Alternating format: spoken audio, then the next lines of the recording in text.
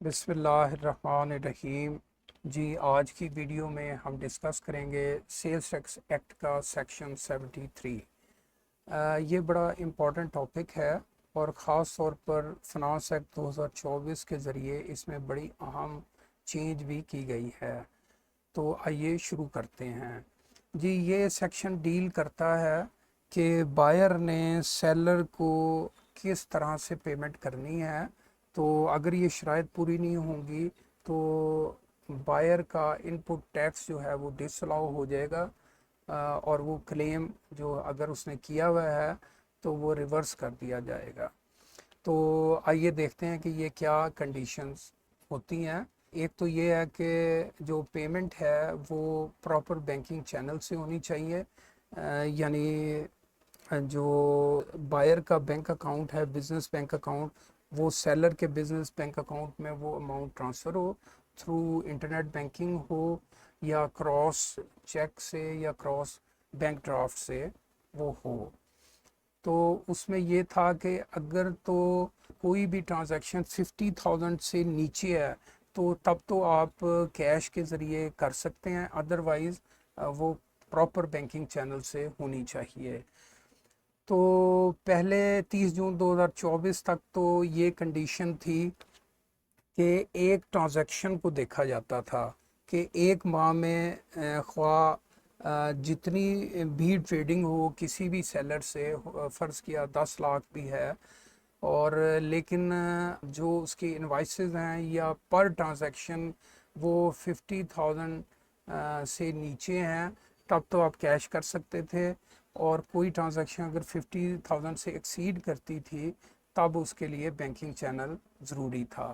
لیکن جو چینج کی گئی ہے وہ یہ ہے کہ اب یہ دیکھا جائے گا کہ ایک سپلائر سے ایک ماہ میں جو پرچیز کی گئی ہے اگر 50,000 تک ہے تب تو آپ کیش بھی پیمنٹ کر سکتے ہیں، ادروائز یہ پراپر بینکنگ چینل سے پیمنٹ ہونی اس کی ضروری ہے۔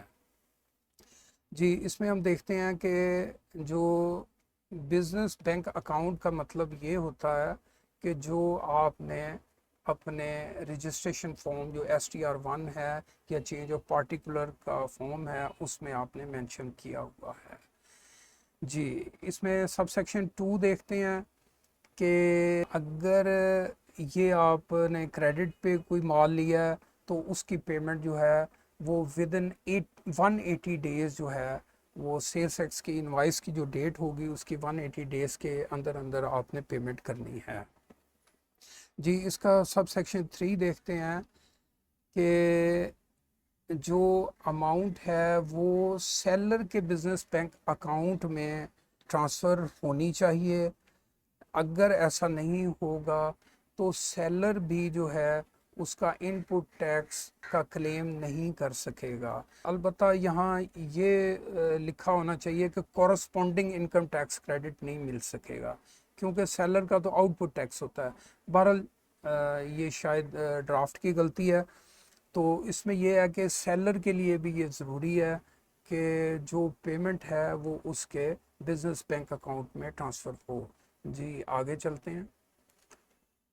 جی اسی طرح اگر کوئی رجسٹرڈ پرسن کسی ان رجسٹرڈ کو سیل کرتا ہے اور ایک سال میں وہ 100 ملین یعنی 10 کروڑ سے زیادہ کی سیل کرتا ہے، یا ایک ماہ میں وہ 10 ملین 1 کروڑ کی سیل کرتا ہے، تو وہ بھی جو رجسٹرڈ پرسن سیلر ہے اسے بھی جو اس کا ایٹریبیوٹیبل ٹیکسیبل سپلائیز ہیں اس کا ان پٹ اسے وہ کلیم نہیں کر سکے گا۔